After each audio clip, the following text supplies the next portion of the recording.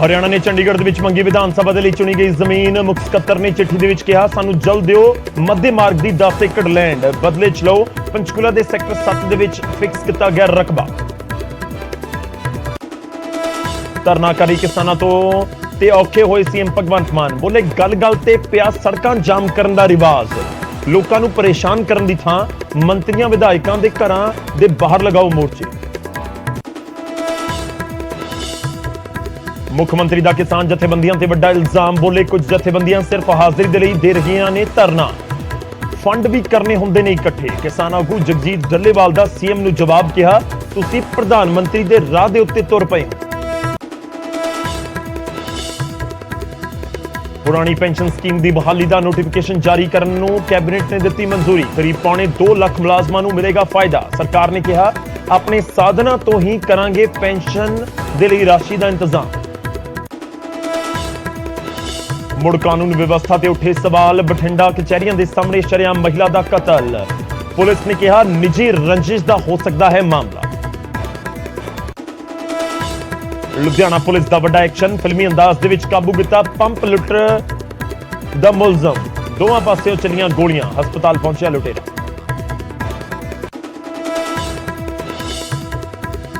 ਅਕਾਲ ਤਖਤ ਦੇ ਜਥੇਦਾਰ ਦਾ ਸਰਕਾਰ ਤੇ ਨਿਸ਼ਾਨਾ, ਬੋਲੇ ਸਿੱਖਾਂ ਪ੍ਰਤੀ ਨਫ਼ਰਤ ਫੈਲਾਉਣ ਦੇ ਮਾਮਲੇ ਵਧੇ, ਪਰ ਧਮਕੀਆਂ ਦੇਣ ਵਾਲਿਆਂ ਤੇ ਕੋਈ ਕਾਰਵਾਈ ਨਹੀਂ। ਮੂਕ ਦਰਸ਼ਕ ਬਣੀ ਹੋਈ ਹੈ ਸਰਕਾਰ।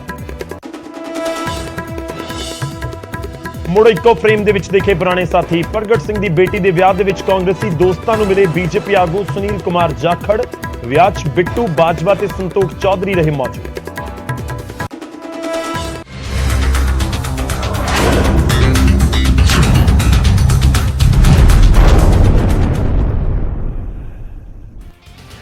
ਸਤਿ ਸ੍ਰੀ ਅਕਾਲ, ਸਵਾਗਤ ਹੈ। ਗੌਰਵ ਸ਼ੁਕਲਾ ਮੈਂ ਹਾਂ ਤੁਹਾਡੇ ਨਾਲ ਹਾਜ਼ਰ ਹਾਂ। ਫਰਕ ਤਾਂ ਪੈਂਦਾ ਹੈ ਲੈ ਕੇ, ਫਰਕ ਤਾਂ ਪੈਂਦਾ ਦੀ ਸ਼ੁਰੂਆਤ ਦਿਨ ਦੀ ਸਭ ਤੋਂ ਵੱਡੀ ਖਬਰ ਦੇ ਨਾਲ ਅਸੀਂ ਕਰਨ ਜਾ ਰਹੇ ਹਾਂ।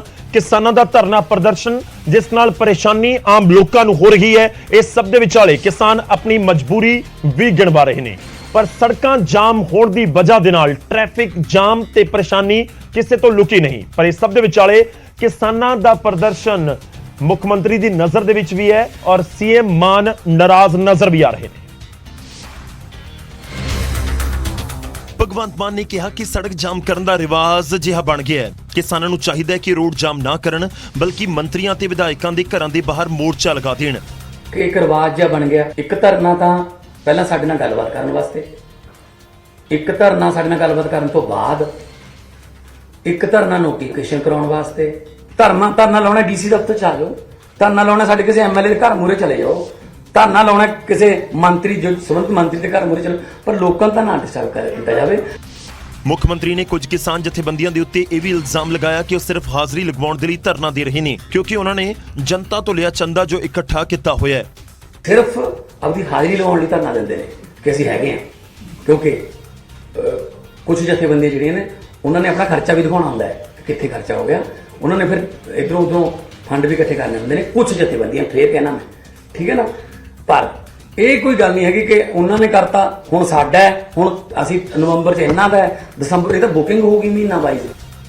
ਸੀਐਮ ਨੇ ਕਿਸਾਨਾਂ ਨੂੰ ਅਪੀਲ ਕੀਤੀ ਕਿ ਸਰਕਾਰ ਦੇ ਵੱਲੋਂ ਜੋ ਮੰਗਾਂ ਮੰਨੀਆਂ ਗਈਆਂ ਨੇ ਉਹਨਾਂ ਨੂੰ ਲਾਗੂ ਕਰਨ ਦੇ ਲਈ ਕੁਝ ਸਮੇਂ ਦੀ ਜ਼ਰੂਰਤ ਹੈ, ਪਰ ਗੱਲ-ਗੱਲ ਦੇ ਉੱਤੇ ਧਰਨਾ ਪ੍ਰਦਰਸ਼ਨ ਕਰਕੇ ਆਮ ਲੋਕਾਂ ਨੂੰ ਪਰੇਸ਼ਾਨ ਕਰਨਾ ਸਹੀ ਨਹੀਂ ਹੈ। ਖੈਰ, ਲੋਕਾਂ ਨੂੰ ਤਾਂ ਪਰੇਸ਼ਾਨੀ ਹੋ ਰਹੀ ਹੈ ਤੇ ਜਦੋਂ ਲੋਕਾਂ ਨੂੰ ਪਰੇਸ਼ਾਨੀ ਹੋਵੇ ਤੇ ਗੁੱਸਾ ਮੁੱਖ ਮੰਤਰੀ ਦੇ ਬਿਆਨਾਂ ਦੇ ਵਿੱਚ ਵੀ ਨਜ਼ਰ ਆਵੇ, ਫਿਰ ਫਰਕ ਤਾਂ ਪੈਂਦਾ। ਸੀਐਮ ਦੀ ਨਾਰਾਜ਼ਗੀ ਸੀ, ਪਰ ਸੀਐਮ ਦੇ ਬਿਆਨ ਦੇ ਉੱਤੇ ਕਿਸਾਨਾਂ ਦੇ ਵੱਲੋਂ ਵੀ ਨਾਰਾਜ਼ਗੀ ਜਤਾਈ ਗਈ ਅਤੇ ਕਈ ਥਾਵਾਂ ਦੇ ਉੱਤੇ ਕਿਸਾਨਾਂ ਨੇ ਵਿਰੋਧ ਦੇ ਵਿੱਚ ਰੋਡ ਜਾਮ ਕਰ ਦਿੱਤਾ। ਕਿਸਾਨਾਂ ਨੇ ਅੰਮ੍ਰਿਤਸਰ ਦੇ ਕੱਥੂ ਨੰਗਲ ਟੋਲ ਪਲਾਜ਼ਾ ਨੂੰ ਜਾਮ ਕਰ ਦਿੱਤਾ। ਵਿਰੋਧ ਦੀ ਵਜ੍ਹਾ ਦੇ ਨਾਲ ਟੋਲ ਪਲਾਜ਼ਾ ਤੇ ਵਾਹਨਾਂ ਦੀਆਂ ਲੰਬੀਆਂ ਕਤਾਰਾਂ ਲੱਗ ਗਈਆਂ ਅਤੇ ਟੋਲ ਦੇ ਉੱਤੇ ਫਸੇ ਲੋਕ ਕਿਸਾਨਾਂ ਦੇ ਨਾਲ ਉਲਝ ਗਏ। ਮੈਂ ਵੀਰ ਜੀ ਬਾਬੜ ਸਾਹਿਬ ਮੱਥਾ ਟੇਕ ਕੇ ਘਰੋਂ ਸਮਾਨ ਲੈ ਕੇ 에어ਪੋਰਟ ਜਾਣਾ ਸੀ। ਆ ਦੋ ਵੀਰ ਮੇਰੇ ਪਿੰਡ ਦੇ, ਤਿੰਨ ਇਹਨਾਂ ਨੂੰ ਪੁੱਛੋ ਨਹੀਂ ਹੈਗੀ ਟਿਕਟ ਕਿ ਨਹੀਂ ਹੈਗੀ ਕਿ ਨਹੀਂ ਹੈਗੀ। ਪਰ ਹੁਣ ਜਿਹੜੇ ਇਹ ਕੰਮ ਕਰਨ ਦੇ ਆ ਨਾ, ਹੁਣ ਇਹ ਕੰਮ ਰਹਿ ਨਹੀਂ ਗਿਆ। ਜੇ ਧੱਕੇਸ਼ਾਹੀ, ਇਹ ਧੱਕੇਸ਼ਾਹੀ ਹੋਰ ਕੀ ਆ। ਜੇ ਕਿਸਾਨੀ ਇੰਨੀ ਨਾ, ਇਹਨਾਂ ਦੀ ਇਹ ਕਰਤੂਤਾਂ ਕਰਕੇ ਇੰਨੀ ਕਿਸਾਨੀ ਰਹਿਣੀ। ਅੰਮ੍ਰਿਤਸਰ 'ਚ ਜਨਤਾ ਨੇ ਵਿਰੋਧ ਜ਼ਿਆਦਾ ਕੀਤਾ ਤਾਂ ਕਿਸਾਨਾਂ ਨੇ ਟੋਲ ਖਾਲੀ ਕਰ ਦਿੱਤਾ ਅਤੇ ਗੱਡੀਆਂ ਨੂੰ ਉੱਥੋਂ ਲੰਘਣ ਦਿੱਤਾ। ਪਰ ਕਿਸਾਨਾਂ ਨੂੰ ਲੱਗਦਾ ਹੈ ਕਿ ਸੀਐਮ ਵੀ ਉਸੇ ਰਾਹ ਦੇ ਉੱਤੇ ਚੱਲ ਪਏ ਨੇ ਜਿਸ ਰਾਹ ਦੇ ਉੱਤੇ ਪ੍ਰਧਾਨ ਮੰਤਰੀ ਸਨ। ਸੀਐਮ ਸਾਹਿਬ ਵੀ ਉਹਨਾਂ ਰਾਹਾਂ ਤੇ ਚੱਲ ਰਹੇ ਨੇ ਜਿਹੜੇ ਰਾਹਾਂ ਤੇ PM ਸਾਹਿਬ ਚੱਲ ਰਹੇ ਸੀ। ਆਪਣੇ ਆਪ ਉਹਨਾਂ ਨੇ ਇਹਨਾਂ ਗੱਲਾਂ 'ਚ ਸਾਬਤ ਕਰਤਾ ਕਿ ਅਸੀਂ ਕਿਸੇ ਨਾਲ ਗੱਲ ਵੀ ਕਰਨ ਨੂੰ ਤਿਆਰ ਨਹੀਂ। ਜੇ ਗੱਲ ਕਰਨੀ ਹੈ, ਮੰਗ ਤੁਹਾਡੀ ਮੰਨ ਵੀ ਲਈ ਤੇ ਫਿਰ ਇਹਨੂੰ ਲਾਗੂ ਕਰਨ ਵਾਸਤੇ ਧਰਨੇ ਦੇਣ ਦੀ ਲੋੜ ਹੈ। ਦਰਅਸਲ ਸੂਬੇ ਦੇ ਵਿੱਚ ਕਿਸਾਨਾਂ ਦੇ ਪ੍ਰਦਰਸ਼ਨ ਤੋਂ ਆਮ ਜਨਤਾ ਪਰੇਸ਼ਾਨ ਹੈ, ਕਿਉਂਕਿ ਧਰਨਿਆਂ ਦੀ ਵਜ੍ਹਾ ਦੇ ਨਾਲ ਕਈ ਸੜਕਾਂ ਦੇ ਉੱਤੇ ਰੂਟ ਡਾਇਵਰਟ ਕੀਤੇ ਗਏ ਨੇ ਤੇ ਇਸੇ ਦੇ ਮੱਦੇਨਜ਼ਰ ਮੁੱਖ ਮੰਤਰੀ ਨੇ ਬਿਆਨ ਦਿੱਤਾ ਤਾਂ ਕਿਸਾਨ ਜਥੇਬੰਦੀਆਂ ਦਾ ਵਿਰੋਧ ਹੋਰ ਤੇਜ਼ ਹੋ ਗਿਆ ਤੇ ਰੂਟ ਬੇਸ਼ੱਕ ਡਾਇਵਰਟ ਕਰ ਦਿੱਤੇ ਜਾਂਦੇ ਹੁਣ, ਪਰ ਇਹ ਜ਼ਰਾ ਅੰਦਾਜ਼ਾ ਲਗਾ ਕੇ ਦੇਖੋ, ਜਿਹੜੀ 4 ਲੇਨ ਸੜਕ ਹੁੰਦੀ ਹੈ ਉੱਥੇ ਜਿੰਨਾ ਟ੍ਰੈਫਿਕ ਹੈ ਉਸ ਨੂੰ ਕਿਸੇ ਪਿੰਡ ਦੀ ਭੀੜੀ ਜਿਹੀ ਸੜਕ ਤੋਂ ਨਿਕਲਣਾ ਹੋਵੇ ਫਿਰ ਜਾਮ ਵਰਗੀ ਸਥਿਤੀ ਹੁੰਦੀ ਹੈ ਤੇ ਲੋਕਾਂ ਨੂੰ ਖੱਜਲ ਖੁਆਰ ਹੋਣਾ ਪੈਂਦਾ ਹੈ। ਮੁੱਖ ਮੰਤਰੀ ਦੀ ਨਾਰਾਜ਼ਗੀ ਵੀ ਇਸੇ ਨੂੰ ਲੈ ਕੇ ਸੀ। ਦਰਅਸਲ 3 ਦਿਨਾਂ ਤੋਂ ਸੂਬੇ ਭਰ ਦੇ ਵਿੱਚ ਵੱਖ-ਵੱਖ ਥਾਵਾਂ ਦੇ ਉੱਤੇ ਧਰਨੇ ਪ੍ਰਦਰਸ਼ਨ ਜਾਰੀ ਨੇ ਤੇ ਲੋਕ ਖੱਜਲ ਖੁਆਰ ਹੋ ਰਹੇ ਅਤੇ ਲੋਕ ਆਪਣੇ ਇਸ ਹਾਲ ਦੇ ਲਈ ਸਿੱਧੇ ਤੌਰ ਤੇ ਕਿਸਾਨਾਂ ਨੂੰ ਸਵਾਲ ਕਰ ਰਹੇ ਸਨ ਅਤੇ ਤਸਵੀਰ ਕਿਸੇ ਇੱਕ ਪਾਰਟਿਕੂਲਰ ਥਾਂ ਤੋਂ ਨਹੀਂ ਸਗੋਂ ਸਾਰੀਆਂ ਥਾਵਾਂ ਤੋਂ ਆ ਰਹੀਆਂ ਸੀ। ਮਾਨਸਾ 'ਚ ਜਿੱਥੇ 100 ਮੀਟਰ ਦਾ ਰਾਹ ਪਾਰ ਕਰਨ ਦੇ ਲਈ ਲੋਕਾਂ ਨੂੰ 1 ਘੰਟੇ ਦਾ ਸਫ਼ਰ ਕਰਨਾ ਪੈ ਰਿਹਾ ਸੀ ਕਿਉਂਕਿ ਕਿਸਾਨ ਪ੍ਰਦਰਸ਼ਨ ਕਰ ਰਹੇ ਸਨ, ਤਾਂ ਦੂਜੇ ਪਾਸੇ ਅੰਮ੍ਰਿਤਸਰ 'ਚ ਸਵੇਰ ਵੇਲੇ ਲੋਕਾਂ ਨੂੰ ਟੋਲ ਪਲਾਜ਼ਾ ਤੋਂ ਬਿਨਾਂ ਟੋਲ ਦਿੱਤੇ ਲੰਘ ਜਾਣ ਦਿੱਤਾ ਗਿਆ। ਸੋ ਕਾਲਡ ਸਹੂਲਤ ਦੇਣ ਵਾਲੇ ਕਿਸਾਨਾਂ ਨੇ ਸੀਐਮ ਦੇ ਬਿਆਨ ਤੋਂ ਬਾਅਦ ਟੋਲ ਦੀਆਂ ਸਾਰੀਆਂ ਲੇਨਸ ਜਾਮ ਕਰ ਦਿੱਤੀਆਂ। ਮੁਸ਼ਕਿਲ ਹਾਲਾਤ ਦੇ ਵਿੱਚ ਉਲਝੇ ਲੋਕਾਂ ਨੇ ਸਿੱਧੇ ਅਤੇ ਤਿੱਖੇ ਸਵਾਲ ਪੁੱਛਣੇ ਸ਼ੁਰੂ ਕਰ ਦਿੱਤੇ। ਅਜਿਹੀਆਂ ਹੀ ਤਸਵੀਰਾਂ ਤਲਵੰਡੀ ਸਾਬੋ ਅਤੇ ਮੁਕੇਰੀਆਂ ਤੋਂ ਵੀ ਸਾਹਮਣੇ ਆਈਆਂ। ਕਿਸਾਨ ਸੜਕਾਂ ਦੇ ਉੱਤੇ ਬੈਠੇ ਸੀ ਅਤੇ ਸੜਕਾਂ ਤੋਂ ਲੰਘਣ ਵਾਲੇ ਲੋਕ ਉਹਨਾਂ ਤੋਂ ਔਖੇ ਹੋ ਰਹੇ ਸਨ। ਆ ਵੀਰ ਜੀ ਬਾਬੜ ਸਾਹਿਬ ਮੱਥਾ ਟੇਕ ਕੇ ਘਰੋਂ ਸਮਾਨ ਲੈ ਕੇ 에어ਪੋਰਟ ਜਾਣਾ ਸੀ। ਆ 2 ਵੀਰ ਮੇਰੇ ਪਿੰਡ ਦੇ 3 ਇਹਨਾਂ ਨੂੰ ਪੁੱਛ ਲਓ ਨਹੀਂ ਹੈਗੀ ਟਿਕਟ ਕਿ ਨਹੀਂ ਹੈਗੀ ਫਿਰ ਤੁਹਾਨੂੰ ਪਤਾ ਲੱਗ ਜਾਊਗਾ। ਆ ਯਾਰ ਕਿਸਾਨੀ ਦੇ ਵੀਰ ਜੀ ਸਾਡੇ ਕੋਲ ਬੈਚ ਪਏ ਆ, ਇਹਦੇ ਕੋਲ ਬੈਚ ਪਏ ਆ। ਅਸੀਂ ਆਪ ਖੁਦ ਪਿਛਲਾ ਸਿਆਲ ਸਾਰਾ ਅਸੀਂ ਇੱਥੇ ਕੱਢਿਆ, ਪਰ ਹੁਣ ਜਿਹੜੇ ਇਹ ਕੰਮ ਕਰਨ ਦੇ ਆ ਨਾ, ਹੁਣ ਇਹ ਕੰਮ ਰਹਿ ਨਹੀਂ ਗਿਆ। ਜੇ ਧੱਕੇਸ਼ਾਹੀ ਹੋਰ ਕੀ ਆ? ਜੇ ਕਿਸਾਨੀ ਇੰਨੀ ਸੀ ਨਾ, ਇਹਨਾਂ ਦੀ ਇਹ ਕਰਤੂਤਾਂ ਕਰਕੇ ਇੰਨੀ ਕਿਸਾਨੀ ਰਹਿ ਨਹੀਂ। ਮੁਕੇਰੀਆ ਦੇ ਵਿੱਚ ਤਾਂ ਕੁਝ ਜਥੇਬੰਦੀਆਂ ਨੇ ਹੀ ਕਿਸਾਨਾਂ ਦੇ ਖਿਲਾਫ ਮੋਰਚਾ ਖੋਲ ਦਿੱਤਾ। ਇਹਨਾਂ ਸੰਗਠਨਾਂ ਨੇ ਪ੍ਰਸ਼ਾਸਨ ਨੂੰ ਮੰਗ ਪੱਤਰ ਦਿੱਤਾ ਕਿ ਕਿਸਾਨਾਂ ਦਾ ਧਰਨਾ ਚੁਕਵਾ ਦਿੱਤਾ ਜਾਵੇ। ਖਾਸ ਕਰਕੇ ਮਹਿਲਾਵਾਂ, ਬੱਚੇ, ਉਹਨਾਂ ਵਾਸਤੇ ਬਹੁਤ ਪਰੇਸ਼ਾਨੀ ਹੋ ਰਹੀ ਹੈ।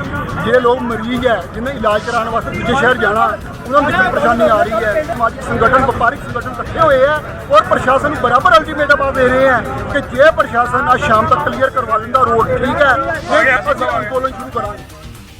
ਕਿਸਾਨ ਤਾਂ ਮੋਰਚਾ ਲਗਾਉਂਦੇ ਨੇ, ਪਰ ਕਿਸਾਨਾਂ ਦੇ ਮੋਰਚਿਆਂ ਤੋਂ ਔਖੇ ਹੋ ਕੇ ਜੇਕਰ ਲੋਕ ਕਿਸਾਨਾਂ ਦੇ ਖਿਲਾਫ ਹੀ ਮੋਰਚਾ ਖੋਲਣ ਲੱਗ ਪੈਣ ਫਿਰ ਫਰਕ ਤਾਂ ਪੈਂਦਾ ਹੈ।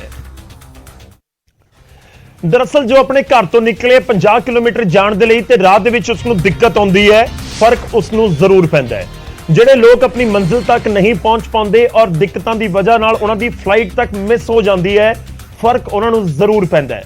ਖੈਰ ਉਮੀਦ ਕਰਦੇ ਹਾਂ ਕਿ ਲੋਕਾਂ ਦੇ ਇਸ ਗੁੱਸੇ ਦਾ ਫਰਕ ਕਿਸਾਨਾਂ ਨੂੰ ਵੀ, ਜਥੇਬੰਦੀਆਂ ਦੇ ਆਗੂਆਂ ਨੂੰ ਵੀ ਪਵੇਗਾ ਤੇ ਉਹ ਜ਼ਰੂਰ ਇਸ ਰੋਡ ਬਲਾਕ ਵਾਲੇ ਕਲਚਰ ਬਾਰੇ ਮੁੜ ਤੋਂ ਵਿਚਾਰ ਕਰਨਗੇ। ਅਗਲੀ ਖਬਰ ਦਾ ਰੁਖ ਕਰਦੇ ਹਾਂ। ਹਰਿਆਣਾ ਨੇ ਵਿਧਾਨ ਸਭਾ ਦੇ ਲਈ ਚੁਣੀ ਗਈ ਜ਼ਮੀਨ ਹੁਣ ਮੰਗ ਲਈ ਹੈ। ਜੀ ਹਾਂ, ਹਰਿਆਣਾ ਦੇ ਵੱਲੋਂ ਵੱਖਰੀ ਜ਼ਮੀਨ ਦਾ ਜ਼ਿਕਰ ਕੀਤਾ ਗਿਆ ਸੀ ਕਿ ਚੰਡੀਗੜ੍ਹ ਦੇ ਵਿੱਚ ਉਹਨਾਂ ਨੂੰ ਆਪਣੀ ਵੱਖਰੀ ਵਿਧਾਨ ਸਭਾ ਦੇ ਲਈ ਜ਼ਮੀਨ ਦਿੱਤੀ ਜਾਵੇ। ਮੱਧ ਮਾਰਗ ਦੀ 10 ਏਕੜ ਲੈਂਡ ਦੀ ਹੁਣ ਮੰਗ ਕੀਤੀ ਗਈ ਹੈ। ਬਦਲੇ 'ਚ ਹਰਿਆਣਾ ਨੇ ਤੈਅ ਕਰ ਦਿੱਤੀ ਹੈ ਜ਼ਮੀਨ। ਪੰਚਕੂਲਾ ਦੇ ਸੈਕਟਰ 17 ਦੇ ਵਿੱਚ ਰਕਬਾ ਫਿਕਸ ਕੀਤਾ ਗਿਆ ਹੈ।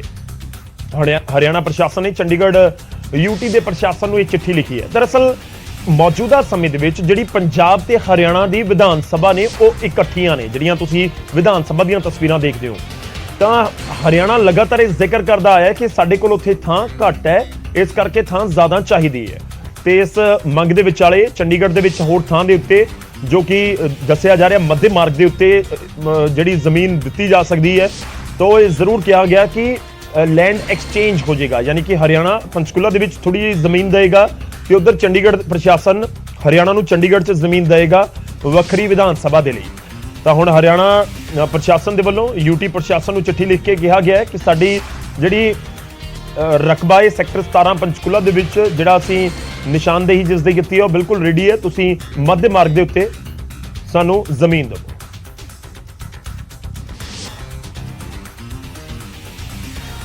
ਤੇ ਇਸ ਦੇ ਉੱਤੇ ਇੱਕ ਟਵੀਟ ਵੀ ਆਇਆ। ਪੰਜਾਬ ਦੇ ਗਵਰਨਰ ਤੇ ਚੰਡੀਗੜ੍ਹ ਦੇ ਪ੍ਰਸ਼ਾਸਕ ਨੂੰ ਦਲਜੀਤ ਸਿੰਘ ਚੀਮਾ ਲਿਖ ਰਹੇ ਨੇ। ਵਿਰੋਧੀਆਂ ਨੇ ਸਵਾਲ ਚੁੱਕਣੇ ਸ਼ੁਰੂ ਕੀਤੇ ਨੇ। ਹਰਿਆਣਾ ਵੱਲੋਂ ਚੰਡੀਗੜ੍ਹ ਦੇ ਵਿੱਚ ਹਰਿਆਣਾ ਦੇ ਲਈ ਜ਼ਮੀਨ ਮੰਗਣ ਵਾਲੀ ਮੰਗ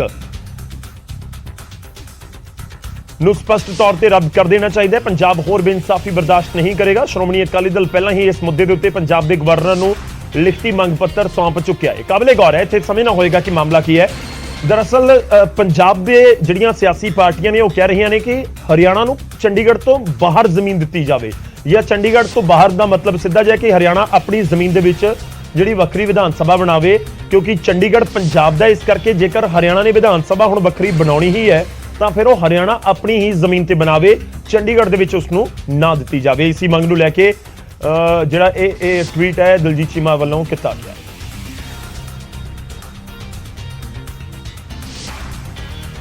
ਖੈਰ ਪੰਜਾਬ ਤੇ ਹਰਿਆਣਾ ਦੇ ਵਿਚਾਲੇ ਬਹੁਤ ਸਾਰੇ ਮੁੱਦੇ ਜਿਹੜੇ ਵਿਵਾਦ ਦੀ ਵਜ੍ਹਾ ਨੇ, SYL ਤੋਂ ਲੈ ਕੇ ਚੰਡੀਗੜ੍ਹ ਵੀ ਉਹਨਾਂ ਦੇ ਵਿੱਚੋਂ ਇੱਕ। ਹੁਣ ਅੱਗੇ ਵਧਦੇ ਹਾਂ ਤੇ ਗੱਲ ਅਕਾਲ ਤਖਤ ਸਾਹਿਬ ਦੇ ਜਥੇਦਾਰ ਗਿਆਨੀ ਹਰਪ੍ਰੀਤ ਸਿੰਘ ਵੱਲੋਂ ਦਿੱਤੇ ਗਏ ਇੱਕ ਬਿਆਨ ਦੀ ਸਰਕਾਰ ਨੂੰ ਘੇਰਦੇ ਹੋਏ ਉਹ ਨਜ਼ਰ ਆ ਰਹੇ ਨੇ।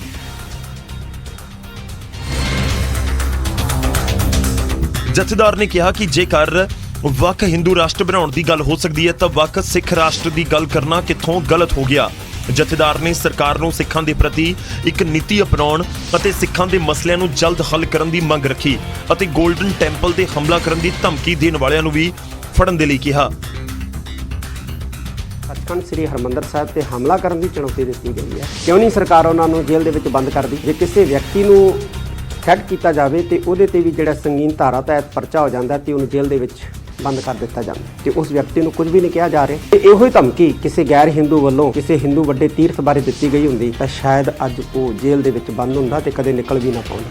ਸਰਕਾਰਾਂ ਵੱਲੋਂ ਸਿੱਖਾਂ ਨਾਲ ਪੱਖਪਾਤ ਜਿਹੜਾ ਹੋ ਰਿਹਾ ਇਹ ਗੱਲਾਂ ਸਾਬਤ ਕਰ ਰਹੀਆਂ। ਜਥੇਦਾਰ ਨੇ ਇੱਥੋਂ ਤੱਕ ਕਿਹਾ ਕਿ ਜੇਕਰ ਇਹ ਧਮਕੀ ਕਿਸੇ ਗੈਰ ਹਿੰਦੂ ਦੇ ਵੱਲੋਂ ਹਿੰਦੂ ਤੀਰਥ ਨੂੰ ਉਡਾਉਣ ਦੀ ਦਿੱਤੀ ਗਈ ਹੁੰਦੀ ਤਾਂ ਸ਼ਾਇਦ ਅੱਜ ਉਹ ਜੇਲ੍ਹ ਦੇ ਵਿੱਚ ਹੁੰਦਾ, ਪਰ ਸਿੱਖ ਮਸਲਿਆਂ ਦੇ ਵਿੱਚ ਅਜਿਹਾ ਨਹੀਂ ਹੋ ਰਿਹਾ। ਇਸ ਸਾਰੇ ਮਾਹੌਲ ਦੇ ਵਿੱਚ ਸਰਕਾਰਾਂ ਮੂਕ ਦਰਸ਼ਕ ਬਣੀਆਂ ਹੋਈਆਂ ਨੇ।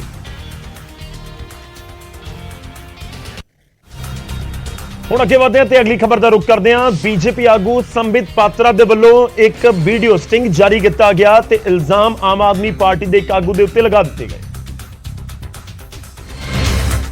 ਅਤੇ ਸੰਬਿਤ ਪਾਤਰਾ ਨੇ ਦਾਅਵਾ ਕੀਤਾ ਕਿ ਇਸ ਵੀਡੀਓ 'ਚ ਨਜ਼ਰ ਆ ਰਹੇ ਆਗੂ ਆਮ ਆਦਮੀ ਪਾਰਟੀ ਦੇ ਮੁਕੇਸ਼ ਗੋਇਲ ਨੇ, ਜੋ ਇੱਕ ਜੂਨੀਅਰ ਇੰਜੀਨੀਅਰ ਤੋਂ ਰਿਸ਼ਵਤ ਮੰਗ ਰਹੇ ਨੇ। ਇਸ ਸਟਿੰਗ ਵੀਡੀਓ ਬਹਾਨੇ ਪਾਤਰਾ ਨੇ ਦਿੱਲੀ ਸਰਕਾਰ ਅਤੇ ਅਰਵਿੰਦ ਕੇਜਰੀਵਾਲ ਤੇ ਵੀ ਨਿਸ਼ਾਨਾ ਸਾਧਿਆ। गिफ्ट देना है, 100-150 नेताओं को गिफ्ट देना है। मैं कहां से इतना बड़ा गिफ्ट दूंगा? ये गिफ्ट आपको देना होगा मुझे। कितना दोगे? तो बेचारा अफसर जो है बोलता है मेरे पास तो कुछ नहीं है। कैसे बख्श दूं तुम्हें मैं? कैसे बख्श दूं? देना ही पड़ेगा। और कोई 20, 25 या 50 लाख नहीं। ये 20, 25 और 50 लाख का स्टैंडर्ड नहीं है आम आदमी पार्टी का। आम आदमी पार्टी इससे बड़ी स्टैंडर्ड की तरफ से करती। ਉਧਰ ਬੀਜੇਪੀ ਦੇ ਇਸ ਅਟੈਕ ਤੋਂ ਬਾਅਦ ਮੁਕੇਸ਼ ਗੋਇਲ ਖੁਦ ਮੀਡੀਆ ਦੇ ਸਾਹਮਣੇ ਆ ਗਏ ਅਤੇ ਦਾਅਵਾ ਕੀਤਾ ਕਿ ਵੀਡੀਓ 'ਚ ਨਜ਼ਰ ਆ ਰਿਹਾ ਸ਼ਖਸ ਉਹ ਨਹੀਂ ਨੇ। ਦਾਅਵਾ ਇਹ ਵੀ ਹੋਇਆ ਕਿ ਉਹ ਮਾਨਹਾਨੀ ਦਾ ਮਾਮਲਾ ਵੀ ਦਰਜ ਕਰਵਾਉਣਗੇ। जो ये फर्जी वीडियो और ऑडियो आज संबित पात्रा जी ने लगभग आधे घंटे तक लच्छेदार भाषण देकर, लच्छेदार ऐसे जैसे वो वहीं बैठे हुए थे जो सारी चर्चाएं हो रही थी। मैं अपनी किसी भी जांच एजेंसी से जांच कराने को तैयार हूं और मैं साथ ही साथ संबित पात्रा जी पे और उनके साथ जो लोग थे उनके खिलाफ मानहानि का दावा करूंगा। ਸਟਿੰਗ ਆਪਰੇਸ਼ਨ ਦੇ ਵੀਡੀਓ ਤੇ ਆਮ ਆਦਮੀ ਪਾਰਟੀ ਦੇ ਆਗੂ ਦੇ ਵਿੱਚੋਂ ਕੌਣ ਸੱਚਾ ਹੈ ਇਹ ਤਾਂ ਜਾਂਚ ਤੋਂ ਬਾਅਦ ਹੀ ਸਾਹਮਣੇ ਆ ਸਕੇਗਾ, ਪਰ ਸਵਾਲ ਇਹ ਹੈ ਕਿ ਜਾਂਚ ਕਰੇਗਾ ਕੌਣ। ਤਾਂ ਜਾਂਚ ਕਰੇਗਾ ਕੌਣ ਇਹ ਵੀ ਸਵਾਲ ਹੈ, ਪਰ ਕਿ ਬਾਕੀ ਵੀਡੀਓ ਦੇ ਵਿੱਚ ਦਿਖਾਏ ਗਏ ਤੱਥ ਸਹੀ ਨੇ। ਉਮੀਦ ਹੈ ਕਿ ਜਾਂਚ ਤਾਂ ਜ਼ਰੂਰ ਹੋਏਗੀ ਔਰ ਪਤਾ ਲੱਗੇਗਾ ਕਿ ਆਖਿਰ ਇਸ ਵੀਡੀਓ ਦਾ ਸੱਚ ਕੀ ਹੈ। ਉਧਰ ਪੰਜਾਬ ਦੇ ਵਿੱਚ ਸਰਕਾਰ ਨੇ 올ਡ ਪੈਨਸ਼ਨ ਸਕੀਮ ਦੀ ਨੋਟੀਫਿਕੇਸ਼ਨ ਜਾਰੀ ਕਰਨ ਨੂੰ ਮਨਜ਼ੂਰੀ ਦੇ ਦਿੱਤੀ ਹੈ।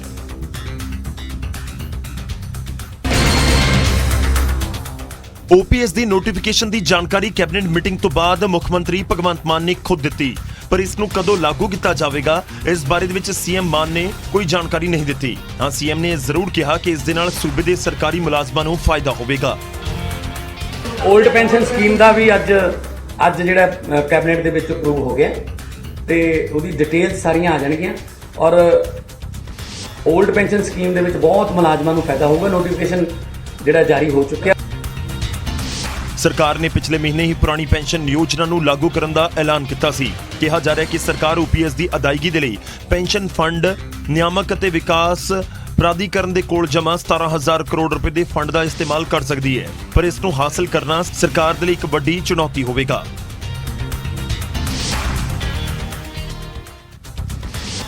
ਤਾਂ ਨਵੀਂ ਪੈਨਸ਼ਨ ਸਕੀਮ ਦਾ ਅਸੀਂ ਜ਼ਿਕਰ ਕਰਾਂਗੇ ਸਵਾਲ ਦੇ ਵਿੱਚ, ਪਰ 올ਡ ਪੈਨਸ਼ਨ ਸਕੀਮ ਜੇਕਰ ਬਹਾਲ ਕੀਤੀ ਜਾਂਦੀ ਹੈ ਜਿਵੇਂ ਪਹਿਲਾਂ ਸੀ ਉਸੇ ਤਰ੍ਹਾਂ, ਤਾਂ ਫਿਰ ਵੱਡੀ ਗਿਣਤੀ ਦੇ ਵਿੱਚ ਜਿਹੜੇ ਸਰਕਾਰੀ ਮੁਲਾਜ਼ਮ ਨੇ ਉਹਨਾਂ ਤੱਕ ਤਾਂ ਲਾਹਾ ਪਹੁੰਚੇਗਾ। ਹੁਣ ਵਾਰੀ ਅੱਜ ਦੇ ਸਵਾਲ ਦੀ ਹੈ ਜੋ ਮੈਂ ਜ਼ਿਕਰ ਕੀਤਾ ਸੀ, ਤੇ ਸਵਾਲ ਪੈਨਸ਼ਨ ਸਕੀਮ ਦੇ ਨਾਲ ਹੀ ਜੁੜਿਆ ਹੋਇਆ ਹੈ। ਤੁਹਾਡੀ ਟੀਵੀ ਸਕਰੀਨ ਦੇ ਉੱਤੇ ਅੱਜ ਦਾ ਸਵਾਲ ਹੈ ਕਿ ਨਵੀਂ ਪੈਨਸ਼ਨ ਸਕੀਮ ਕਦੋਂ ਤੋਂ ਸ਼ੁਰੂ ਹੋਈ। 4 ਆਪਸ਼ਨ ਤੁਹਾਨੂੰ ਦੇ ਰਹੇ ਹਾਂ, A 2001 ਦੇ ਵਿੱਚ, 2004 ਦੇ ਵਿੱਚ, 2009 ਦੇ ਵਿੱਚ ਜਾਂ ਫਿਰ ਆਪਸ਼ਨ D 2014 ਦੇ ਵਿੱਚ। ਨਵੀਂ ਪੈਨਸ਼ਨ ਸਕੀਮ ਕਦੋਂ ਸ਼ੁਰੂ ਹੋਈ ਹੈ, ਇਹ ਅੱਜ ਦਾ ਸਵਾਲ ਹੈ, ਕਿਉਂਕਿ 올ਡ ਪੈਨਸ਼ਨ ਸਕੀਮ ਮੁੜ ਤੋਂ ਬਹਾਲ ਕਰਨ ਦਾ ਜ਼ਿਕਰ ਹੋ ਰਿਹਾ ਹੈ।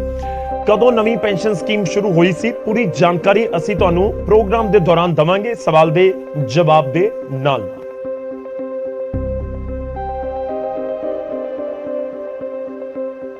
ਹੁਣ ਅੱਗੇ ਵਧਦੇ ਹਾਂ, ਅਗਲੀ ਖਬਰ ਦਾ ਰੁਖ ਕਰਦੇ ਹਾਂ। ਬਠਿੰਡਾ ਦੀ ਰਾਮਪੁਰਾ ਨਗਰ ਕੌਂਸਲ ਦੇ ਵਿੱਚ ਹੋਏ ਘਪਲੇ ਤੋਂ ਬਾਅਦ 4 ਲੋਕਾਂ ਦੇ ਉੱਤੇ ਮਾਮਲਾ ਦਰਜ ਕੀਤਾ ਗਿਆ।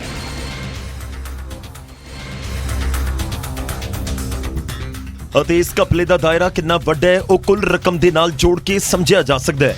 64,70,000 ਤੋਂ ਵਧੇਰੇ ਰਕਮ ਦਾ ਇਹ ਸਾਰਾ ਘਪਲਾ ਕਰਨ ਦਾ ਇਲਜ਼ਾਮ ਨਗਰ ਕੌਂਸਲ ਦੇ ਪ੍ਰਧਾਨ ਸੁਨੀਲ ਕੁਮਾਰ ਬਿੱਟਾ, 2 ਕਲਰਕ ਅਤੇ ਈਓ ਦੇ ਉੱਤੇ ਲੱਗਿਆ ਹੈ। ਇਲਜ਼ਾਮਾਂ ਮੁਤਾਬਕ ਬੱਸ ਸਟੈਂਡ ਦੀ ਅੱਡਾ ਫੀਸ, ਕੈਂਟੀਨ, ਸ਼ਹਿਰ ਦੇ ਵਿੱਚ ਉਸਾਰੀਆਂ ਜਾ ਰਹੀਆਂ ਇਮਾਰਤਾਂ ਦੇ ਨਕਸ਼ੇ ਦੀ ਫੀਸ ਅਤੇ ਪਾਣੀ ਸੀਵਰੇਜ ਦੇ ਪਿਛਲੇ ਬਕਾਏ ਦੀ ਰਕਮ ਦੇ ਵਿੱਚ ਇਹ ਘਪਲਾ ਕੀਤਾ ਗਿਆ। ਮਾਮਲਾ ਭਖਿਆ ਤਾਂ ਜਾਂਚ ਸ਼ੁਰੂ ਕੀਤੀ ਗਈ ਅਤੇ ਜਾਂਚ ਦੀ ਜ਼ਿੰਮੇਵਾਰੀ ਦਿੱਤੀ ਗਈ ਐਸਡੀਐਮ ਰਾਮਪੁਰਾ ਫੂਲ ਨੂੰ।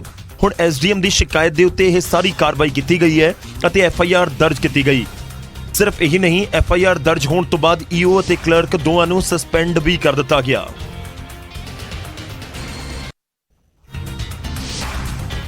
ਹੁਣ ਅੱਗੇ ਵਧਦੇ ਅਗਲੀ ਖਬਰ ਦਾ ਰੁਖ ਕਰਦੇ ਹਾਂ। ਨਵਾਂ ਸ਼ਹਿਰ ਦੇ ਵਿੱਚ ਜੰਗਲਾਤ ਮਹਿਕਮੇ ਦੀ ਜ਼ਮੀਨ ਤੋਂ ਕਬਜ਼ਾ ਹਟਾਉਣ ਦੇ ਲਈ ਪ੍ਰਸ਼ਾਸਨ ਅਤੇ ਪੁਲਿਸ ਦੇ ਵੱਲੋਂ ਇੱਕ ਸਾਂਝਾ ਆਪਰੇਸ਼ਨ ਚਲਾਇਆ ਗਿਆ ਅਤੇ ਇਸ ਮੁਹਿੰਮ ਦਾ ਕੇਂਦਰ ਬਣੇ ਪਿੰਡ ਮਹਿੰਦੀਪੁਰ ਅਤੇ ਠਠਿਆਲਾ, ਜਿੱਥੇ ਤਕਰੀਬਨ 164 ਏਕੜ ਜ਼ਮੀਨ ਨੂੰ 1990 ਤੋਂ ਹੀ ਕਈ ਲੋਕ ਵਾਹ ਰਹੇ ਸੀ। ਪਰ ਹੁਣ ਸਰਕਾਰ 'ਚ ਮੰਤਰੀ ਕਟਾਰੂ ਚੱਕ ਦੇ ਹੁਕਮਾਂ ਤੇ ਕਾਰਵਾਈ ਕਰਦਿਆਂ ਪ੍ਰਸ਼ਾਸਨ ਨੇ ਕਬਜ਼ੇ ਛੁਡਵਾਉਣ ਦੀ ਪ੍ਰਕਿਰਿਆ ਆਰੰਭ ਦਿੱਤੀ। ਇਸ ਪੂਰੀ ਕਾਰਵਾਈ ਦਾ ਸਭ ਤੋਂ ਅਹਿਮ ਪਹਿਲੂ ਇਹ ਸੀ ਕਿ ਕਿਸੇ ਵੀ ਕਬਜ਼ਾ ਧਾਰਕ ਨੂੰ ਨੋਟਿਸ ਜਾਰੀ ਨਹੀਂ ਕੀਤਾ ਗਿਆ। ਜੰਗਲਾਤ ਮਹਿਕਮੇ ਦੇ ਅਧਿਕਾਰੀਆਂ ਦਾ ਕਹਿਣਾ ਸੀ ਕਿ 300 ਏਕੜ ਨਜਾਇਜ਼ ਕਬਜ਼ਾ ਹੁਣ ਤੱਕ ਛੁਡਵਾਇਆ ਜਾ ਚੁੱਕਿਆ ਹੈ ਅਤੇ ਉੱਥੇ ਪਲਾਂਟੇਸ਼ਨ ਜਾਰੀ ਹੈ। ਮਹਿੰਦੀਪੁਰ ਪਿੰਡ ਦੀ ਜਿਹੜੀ 81 ਏਕੜ ਰਕਬਾ ਹੈਗਾ ਤੇ ਠਠਿਆਲੇ ਦਾ 83 ਏਕੜ ਰਕਬਾ ਹੈ। ਇਸ ਦੀ 165 ਏਕੜ ਟੋਟਲ ਰਕਬਾ ਜਿਹੜਾ ਦੋਨਾਂ ਪਿੰਡਾਂ ਦਾ ਹੈ ਤੇ ਅਸੀਂ ਮੁਕੰਮਲ ਕਰਕੇ ਨਿਸ਼ਾਨਦੇਹੀ ਕਰ ਲਵਾਂਗੇ ਤੇ ਇਸ ਤੋਂ ਬਾਅਦ ਅਸੀਂ ਇਹ ਪਲਾਂਟੇਸ਼ਨ ਦਾ ਕੰਮ ਵੀ ਤੁਰੰਤ ਕਰ। ਅਧਿਕਾਰੀ ਸਖਤ ਕਾਰਵਾਈ ਦੀ ਗੱਲ ਕਰ ਰਹੇ ਨੇ ਤਾਂ ਪਿੰਡ ਵਾਲਿਆਂ ਦਾ ਕਹਿਣਾ ਕਿ ਬੇਸ਼ੱਕ ਉਹ ਜੰਗਲਾਤ ਮਹਿਕਮੇ ਦੀ ਜ਼ਮੀਨ ਤੇ ਬਿਜਾਈ ਕਰ ਰਹੇ ਨੇ, ਪਰ ਪਹਿਲਾਂ ਤਾਂ ਕਿਸੇ ਨੇ ਆ ਕੇ ਕਦੇ ਕੁਝ ਨਹੀਂ ਕਿਹਾ। ਹੁਣ ਜਦੋਂ ਉਹਨਾਂ ਨੇ ਜ਼ਮੀਨ ਤਿਆਰ ਕਰ ਦਿੱਤੀ ਤਾਂ ਮਹਿਕਮਾ ਨਿਸ਼ਾਨਦੇਹੀ ਦੇ ਲਈ ਆ ਗਿਆ। ਜੰਗਲਾਤ ਤਾਂ ਪਹਿਲਾਂ ਸੀਗੀ, ਪਹਿਲਾਂ ਇਹ ਕਿਸੇ ਨੇ ਪੁੱਛ-ਗਿੱਛ ਨਹੀਂ ਕੀਤੀ। ਪਾਣੀ ਚੱਲਦਾ ਇੱਥੇ ਜ਼ਮੀਨ ਆਬਾਦ ਹੋ ਗਈ ਆ, ਆਬਾਦ ਹੋ ਗਈ ਜ਼ਮੀਨ ਤੇ ਹੁਣ ਇਹ ਕਹਿੰਦੇ ਜ਼ਮੀਨ ਜੰਗਲਾਤ ਦੀ ਆ, ਕਿਉਂ ਸੀਗੀ ਪਹਿਲਾਂ ਵੀ ਜੰਗਲਾਤ ਦੀ, ਪਹਿਲਾਂ ਛਡਾ ਲੈਂਦੇ। ਹੁਣ ਜ਼ਮੀਨ ਜਵਾਦ ਹੋ ਗਈ ਆ, ਢੇਰ ਮਿੱਟੀ ਪੈ ਗਈ, ਜ਼ਮੀਨ ਸਾਰੀ ਚਾਲੂ ਹੋ ਗਈ ਆ। ਹੁਣ ਮਹਿੰਦੀਪੁਰ ਦੇ ਠਠਿਆਲਿਆਂ ਦੀ ਜ਼ਮੀਨ ਤੇ ਕਬਜ਼ਾ ਕਰਨ ਆ ਗਏ। ਨਜਾਇਜ਼ ਕਬਜ਼ੇ ਹਟਾਉਣ ਵਾਲੀ ਮੁਹਿੰਮ ਦੇ ਵਿੱਚ ਕੀ ਕੁਝ ਜਾਇਜ਼ ਹੋ ਰਿਹਾ ਹੈ ਅਤੇ ਕੀ ਨਜਾਇਜ਼, ਇਹ ਸਵਾਲ ਬਰਕਰਾਰ ਹੈ। ਪਰ ਇਸ ਸਭ ਦੇ ਵਿਚਾਲੇ ਜਦੋਂ ਕਈ ਸਾਲਾਂ ਬਾਅਦ ਪ੍ਰਸ਼ਾਸਨ ਨੂੰ ਇਸ ਕਾਰਵਾਈ ਦੀ ਯਾਦ ਆ ਜਾਵੇ ਫਿਰ ਫਰਕ ਤਾਂ ਪੈਂਦਾ ਹੈ। ਜਿਵੇਂ ਜ਼ਮੀਨ ਨੂੰ ਵਾਹਣ ਯੋਗੀ ਬਣਾਉਣੀ ਵੀ ਬਹੁਤ ਮੁਸ਼ਕਿਲ ਹੁੰਦਾ ਹੈ, ਕਿਸਾਨਾਂ ਨੇ ਉਹ ਕੀਤਾ, ਪਰ ਇਹ ਸਭ ਦੇ ਵਿਚਾਲੇ ਜ਼ਮੀਨ ਤਾਂ ਜੰਗਲਾਤ ਵਿਭਾਗ ਦੀ ਹੀ ਸੀ ਤੇ ਹੁਣ ਵਿਭਾਗ ਉੱਥੇ ਪਹੁੰਚ ਵੀ ਗਿਆ ਇਸ ਦਾ ਕਬਜ਼ਾ ਲੈਣ ਦੇ ਲਈ। ਅਗਲੀ ਖਬਰ ਦਾ ਰੁਖ ਕਰਦੇ ਹਾਂ ਤੇ ਖਬਰ ਹੈ ਜਲਾਲਾਬਾਦ ਤੋਂ। ਜਲਾਲਾਬਾਦ ਦੇ ਵਿੱਚ ਸਿਵਲ ਹਸਪਤਾਲ ਦੇ ਪ੍ਰਬੰਧਾਂ ਦੀ ਪੋਲ ਖੋਲ੍ਹਦੀ ਇੱਕ ਵੀਡੀਓ ਸਾਹਮਣੇ ਆਈ ਹੈ। ਇਸ ਵੀਡੀਓ ਦੇ ਵਿੱਚ ਇੱਕ ਮਰੀਜ਼ ਹਸਪਤਾਲ ਦੇ ਵਿੱਚ ਬੈੱਡ ਨਾ ਹੋਣ ਦੀ ਵਜ੍ਹਾ ਦੇ ਨਾਲ ਫਰਸ਼ ਦੇ ਉੱਤੇ ਹੀ ਲੇਟਿਆ ਹੋਇਆ ਹੈ। ਦੱਸਿਆ ਜਾ ਰਿਹਾ ਹੈ ਕਿ ਮਰੀਜ਼ ਠੰਡ ਦੇ ਵਿੱਚ ਇਸ ਤਰੀਕੇ ਨਾਲ ਹੀ ਜ਼ਮੀਨ ਤੇ ਪਿਆ ਰਿਹਾ ਕਿਉਂਕਿ ਹਸਪਤਾਲ ਦੇ ਵਿੱਚ ਬੈੱਡ ਨਹੀਂ ਸੀ। ਸਿਕੰਦਰ ਸਿੰਘ ਨਾਮ ਦੇ ਇਸ ਸ਼ਖਸ ਦਾ ਬਾਈਕ ਦੇ ਉੱਤੇ ਘਰ ਵਾਪਸ ਜਾਂਦੇ ਸਮੇਂ ਟਰਾਲੀ ਨਾਲ ਟਕਰਾਉਣ ਦੀ ਵਜ੍ਹਾ ਨਾਲ ਐਕਸੀਡੈਂਟ ਹੋਇਆ ਤੇ ਲੱਤ ਦੇ ਵਿੱਚ ਡੂੰਘੀ ਸੱਟ ਲੱਗੀ। ਐਂਬੂਲੈਂਸ ਦੀ ਮਦਦ ਦੇ ਨਾਲ ਹਸਪਤਾਲ ਪਹੁੰਚਾਇਆ ਗਿਆ। ਡਾਕਟਰ ਨੇ ਇਸ ਦਾ ਇਲਾਜ ਕੀਤਾ ਪਰ ਹਸਪਤਾਲ ਦੇ ਵਿੱਚ ਬੈੱਡ ਖਾਲੀ ਨਹੀਂ ਸੀ ਤਾਂ ਜ਼ਮੀਨ ਦੇ ਉੱਤੇ ਰਾਤ ਲੰਘਾਉਣੀ ਪਈ। ਬਹੁਤ ਔਖੀ ਸੀ ਕੋਈ ਵੀ ਸਰਵੈਂਟ ਬੈੱਡ ਨਹੀਂ ਮਿਲਿਆ ਜੀ ਸਾਨੂੰ, ਕੋਈ ਕੁਛ ਨਹੀਂ, ਸਾਰਾ ਬੁਲਾਉਂਦਾ ਰੋਂਦਾ ਜੀ। ਤੁਸੀਂ ਕਿਸੇ ਨੂੰ ਕਿਹਾ ਸੀ ਕਿ ਤੁਹਾਨੂੰ ਬੈੱਡ ਦਿਓ? ਕਿਹਾ ਜੀ ਡਾਕਟਰ ਨੂੰ ਕਿਹਾ, ਨਹੀਂ ਮਿਲਿਆ ਜੀ, ਕੋਈ ਡਾਕਟਰ ਕੁਛ ਨਹੀਂ, ਬੈੱਡ ਨਹੀਂ, ਕੋਈ ਸ਼ੈ ਨਹੀਂ। ਉਧਰ ਹਸਪਤਾਲ ਦੇ ਡਾਕਟਰ ਤੋਂ ਇਸ ਸੰਬੰਧ ਵਿੱਚ ਗੱਲ ਕੀਤੀ ਗਈ ਤਾਂ ਉਹਨਾਂ ਦਾ ਕਹਿਣਾ ਹੈ ਕਿ ਜਦੋਂ ਬੈੱਡ ਖਾਲੀ ਹੀ ਨਹੀਂ ਤਾਂ ਉਹ ਵੀ ਕੀ ਕਰ ਸਕਦੇ ਨੇ। ਡਾਕਟਰ ਸਾਹਿਬ ਆਗੇ ਉਹਨਾਂ ਟ੍ਰੀਟਮੈਂਟ ਪੂਰਾ ਕਰਕੇ ਗਏ ਨੇ ਜਿੰਨਾ ਕਰ ਸਕਦੇ ਨੇ, ਉਹਨਾਂ ਨੇ ਇਨਫੋਰਮ ਵੀ ਕੀਤਾ ਔਰਥੋ ਨੂੰ। ਬਾਕੀ ਮੈਂ ਇਹ ਦੇਖ ਲੈਣਾ ਇਸ਼ੂ ਕਿਉਂ ਹੈ ਕਿ ਪੇਸ਼ੈਂਟ ਥੱਲੇ ਪਿਆ ਹੈ। ਐਕਚੁਅਲੀ ਬੈੱਡ ਵੀ ਇੱਥੇ ਪੂਰੇ ਭਰੇ ਪਏ ਨੇ, ਬੈੱਡ ਖਾਲੀ ਹੋਣਗੇ ਤਾਂ ਹੀ ਆਪਾਂ ਪੇਸ਼ੈਂਟ ਨੂੰ ਬੈੱਡ ਤੇ ਪਾ ਸਕਦੇ ਹਾਂ। ਬਹੁਤ ਹੈਰਾਨੀ ਦੀ ਗੱਲ ਹੈ ਕਿ ਜਿਸ ਸੂਬੇ ਦੇ ਵਿੱਚ ਸਰਕਾਰ ਲੋਕਾਂ ਦੇ ਵਧੀਆ ਸਿਹਤ ਸਹੂਲਤਾਂ ਦੇਣ ਦੇ तमाम ਦਾਅਵੇ ਕਰਦੀ ਹੋਵੇ, ਉੱਥੋਂ ਅਜਿਹੀਆਂ ਤਸਵੀਰਾਂ ਸਾਹਮਣੇ ਆਉਣ ਤੇ ਦਾਅਵੇ ਹਵਾ ਹਵਾਈ ਨਜ਼ਰ ਆਉਣ, ਫਿਰ ਫਰਕ ਤਾਂ ਪੈਂਦਾ ਹੈ। ਲਾਜ਼ਮੀ ਤੌਰ ਤੇ ਪੈਂਦਾ ਹੈ ਕਿਉਂਕਿ ਜਿਸ ਤਰੀਕੇ ਨਾਲ ਇਹ ਇਮਾਰਤ ਨਜ਼ਰ ਆਉਂਦੀ ਹੈ ਤਾਂ ਇੱਥੇ ਇੱਕ ਕਹਾਵਤ ਵੀ ਢੁੱਕਦੀ ਹੈ, ਉੱਚੀ ਦੁਕਾਨ ਫੀਕਾ ਪਕਵਾਨ। ਇਹ ਇਸ ਕਰਕੇ ਕਿਉਂਕਿ ਹਸਪਤਾਲ ਦੀ ਬਿਲਡਿੰਗ ਤਾਂ ਸੋਹਣੀ ਲੱਗਦੀ ਹੈ ਔਰ ਵੱਡੀ ਵੀ ਲੱਗ ਰਹੀ ਹੈ, ਪਰ ਮਰੀਜ਼ ਦੇ ਲਈ ਜੇਕਰ ਬੈੱਡ ਨਹੀਂ ਹੈ ਤੇ ਉਸ ਨੂੰ ਜ਼ਮੀਨ ਦੇ ਉੱਤੇ ਠੰਡ ਹੋ ਰਹੀ ਹੌਲੀ ਹੌਲੀ, ਠੰਡ ਦੇ ਵਿੱਚ ਜ਼ਮੀਨ ਦੇ ਉੱਤੇ ਹੀ ਸੋਣਾ ਪਵੇ, ਰਹਿਣਾ ਪਵੇ, ਇਲਾਜ ਕਰਵਾਉਣਾ ਪਵੇ, ਫਿਰ ਫਰਕ ਤਾਂ ਪੈਂਦਾ ਹੈ। ਅਗਲੀ ਖਬਰ ਦਾ ਰੁਖ ਕਰਦੇ ਹਾਂ ਸਿਆਸੀ ਗੱਲ, ਸਿਆਸੀ ਪਾਰਟੀ ਜਾਂ ਕਹੀਏ ਕਿ ਸਿਆਸਤਦਾਨਾਂ ਦੀ ਪਾਰਟੀ। ਜਲੰਧਰ ਦੇ ਵਿੱਚ ਕਾਂਗਰਸ ਪਾਰਟੀ ਦੇ ਨਵੇਂ ਪੁਰਾਣੇ ਸਾਥੀ ਮੁੜ ਤੋਂ ਇੱਕੋ ਫਰੇਮ ਦੇ ਵਿੱਚ ਨਜ਼ਰ ਆਏ।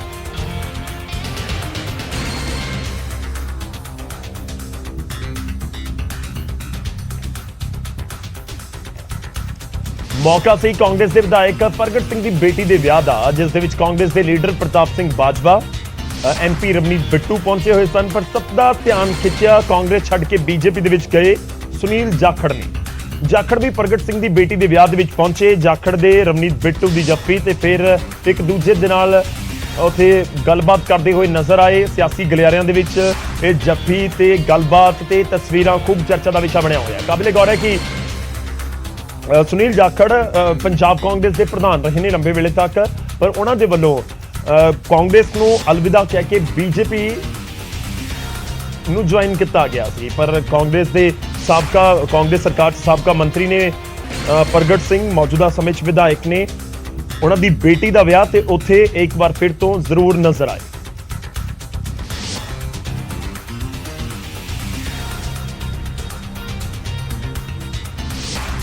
ਹੁਣ ਅੱਗੇ ਵਧਦੇ ਹਾਂ ਤੇ ਗੱਲ ਹੋਵੇਗੀ ਇਤਿਹਾਸ ਦੀ। 18 ਨਵੰਬਰ ਦਾ ਇਤਿਹਾਸ ਕੀ ਕਹਿੰਦਾ ਉਹ ਤੁਹਾਨੂੰ ਦੱਸਾਂਗੇ। 18 ਨਵੰਬਰ ਦਾ ਇਤਿਹਾਸ ਰਾਇਲ ਬੰਗਾਲ ਟਾਈਗਰ ਦੇ ਨਾਲ ਜੁੜਿਆ ਹੋਇਆ ਹੈ। ਰਾਇਲ ਬੰਗਾਲ ਟਾਈਗਰ ਨੂੰ ਕੌਮੀ ਪਸ਼ੂ ਚੁਣਿਆ ਗਿਆ 18 ਨਵੰਬਰ ਦੇ ਹੀ ਦਿਨ। ਜਿਹਾਂ 1972 ਤੋਂ ਪਹਿਲਾਂ ਸ਼ੇਰ ਨੂੰ ਕੌਮੀ ਪਸ਼ੂ ਦਾ ਦਰਜਾ ਦਿੱਤਾ ਗਿਆ ਸੀ, ਪਰ 18 ਨਵੰਬਰ 1972 ਨੂੰ ਰਾਇਲ ਬੰਗਾਲ ਟਾਈਗਰ ਨੂੰ ਇਹ ਥਾਂ ਦਿੱਤੀ ਗਈ।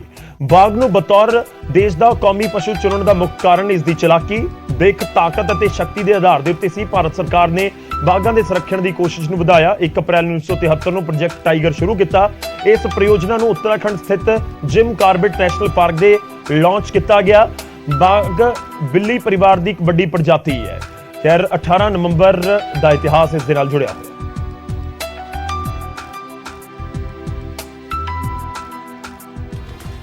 ਫਰਕ ਤਾਂ ਪੈਂਦੇ ਦੇ ਵਿੱਚ ਵੇਲਾ ਹੋ ਚੱਲਿਆ ਬਹੁਤ ਛੋਟੇ ਜਿਹੇ ਬ੍ਰੇਕ ਦਾ, ਵਾਪਸ ਆਵਾਂਗੇ ਕੁਝ ਹੋਰ ਅਹਿਮ ਖਬਰਾਂ ਦੇ ਨਾਲ।